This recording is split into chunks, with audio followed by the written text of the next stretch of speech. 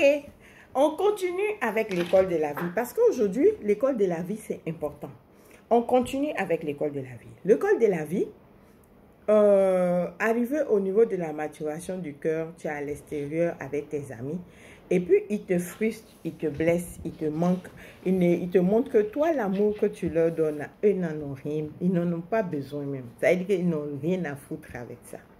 Et toi, tu dis que c'est normal, il faut qu'eux soient comme toi. Parce que généralement, c'est ce qu'on est, qu'on projette sur les autres. Si tu es une personne vraie, tu es une personne entière, tu es une personne qui dit la vérité, automatiquement, la personne qui est en face de toi, tu dis que la personne dit la vérité aussi, non. Si tu es une personne méfiante, une personne qui dit des mensonges, qui aime manipuler les autres, automatiquement, tu mets sur les autres aussi, tu te méfies d'eux. Parce que de la manière que tu es, c'est ce que tu projettes sur les autres. Donc, tu as été vraiment choqué par la venue de ce problème.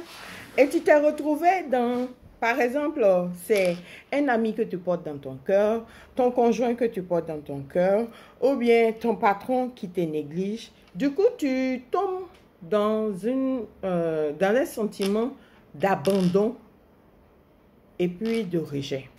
Là, tu te retrouves dans la tranche d'âge de 0 à 7 ans. Et dans cette tranche d'âge de 0 à 7 ans, souvent quand ta maman est à côté, là, tu vas lui dire non. Et puis elle va te donner les conseils pour remonter. Mais si ta maman n'est pas là, ou bien toi-même là, tu es seul, que ta maman n'est pas là, qu'est-ce que tu fais? Parce qu'il faut que tu remontes maintenant au niveau de l'autorité paternelle.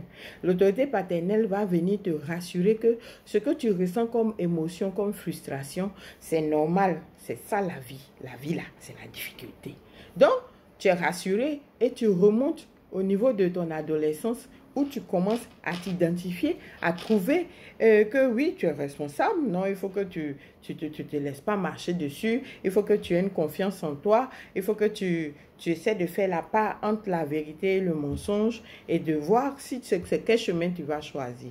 Et quand tu retombes parce que tu as été blessé, au moment de remonter au niveau du cœur, il se trouve que tu retournes dans les bases.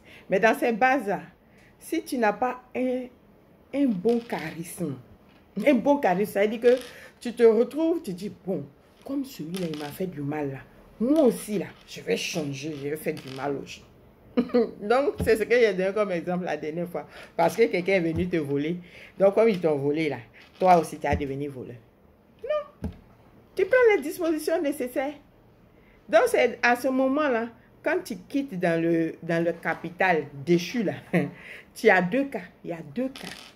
Les deux cas, là, c'est que tu as la possibilité de rester et de t'améliorer positivement, ou tu as la possibilité de te transformer et de devenir quelqu'un d'autre. Je ne sais pas si je me fais comprendre. Je dis que c'est philosophique. Hein?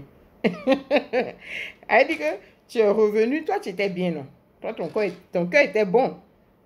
Mais c'est retrouvé que tu as croisé des gens qui t'ont montré que ton cœur bon, là, ils n'ont rien à faire avec. Au contraire, même, ils t'ont fait du mal. Et quand ils t'ont fait du mal, là, toi, tu es redescendu.